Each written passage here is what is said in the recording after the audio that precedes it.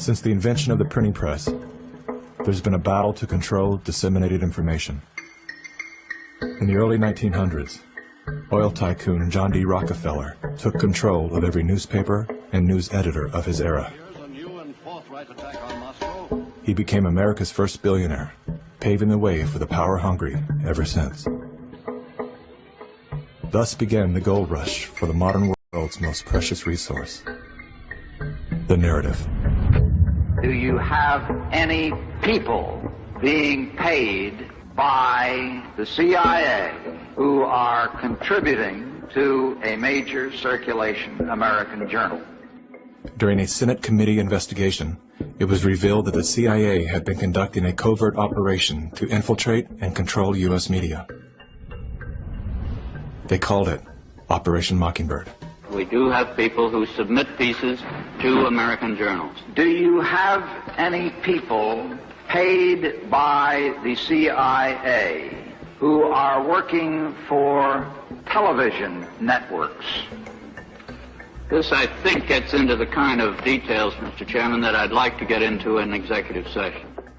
Over 3,000 CIA contracted and trained operatives were placed in key positions within top media outlets.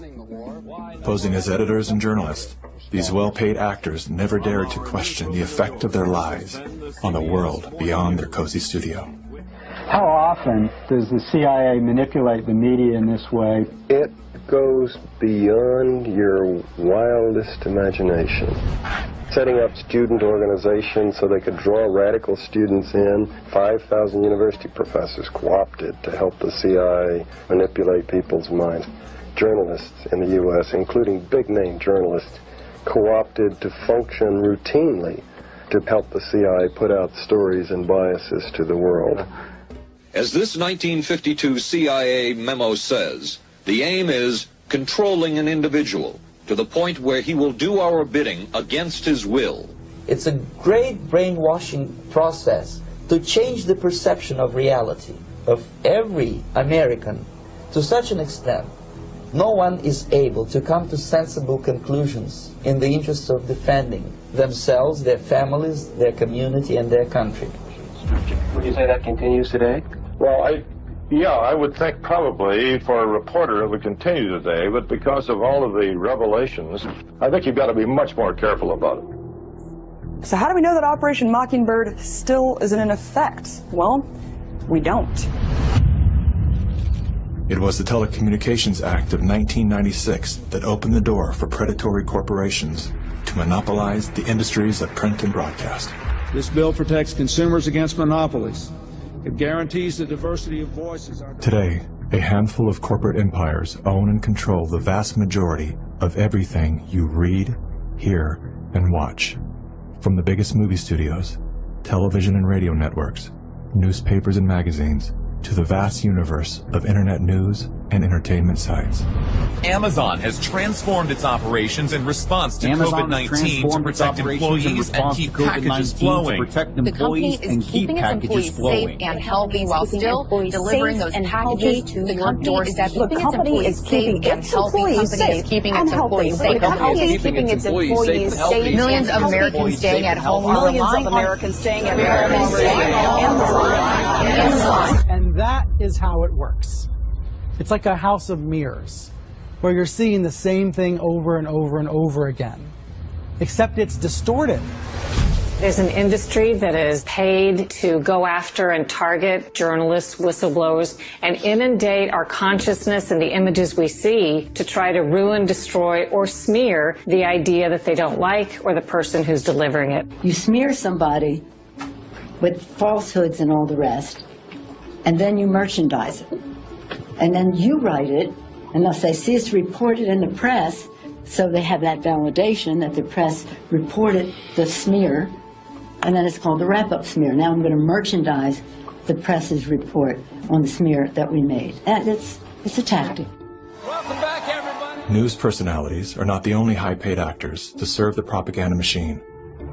Most late-night talk shows are owned by the same corporate overlords, and thus follow the same script, only laced with a laugh. Our main story tonight concerns conspiracy theories.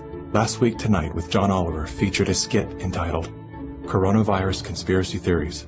like they claim that the moon landing was faked. First thing to note here is that Mr. Oliver opens with commentary about conspiracy theories that are completely unrelated to coronavirus. This is a standard tactic used by propagandists to set a tone so that anything that follows will be seen through the lens of absurdity. Plandemic, a pseudo-documentary filled with a hodgepodge of conspiracy theories.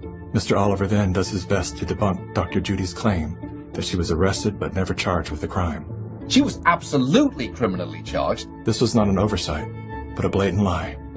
Prior to the taping of this episode, Mr. Oliver had the official arrest documents that clearly prove that Dr. Judy was never charged with a crime. Mr. Oliver then attempts to debunk the idea that a beach, aka nature, holds any value in boosting our body's natural immune system. Instead of challenging a point with science, he kills it with a smear. Everything that you just said is insane. Television is not the truth. We deal in illusions, man. None of it is true. But you people sit there day after day, night after night, all ages, colors, creeds. We're all you know. You're beginning to believe the illusions we're spinning here. You're beginning to think that the tube is reality and that your own lives are unreal. This is mass madness, you maniacs. In God's name, you people are the real thing. We are the illusion. So turn off your television sets. Turn them off now. Turn them off right now. Turn them off and leave them off. Turn them off right in the middle of the sentence I'm speaking to you now. Turn them off.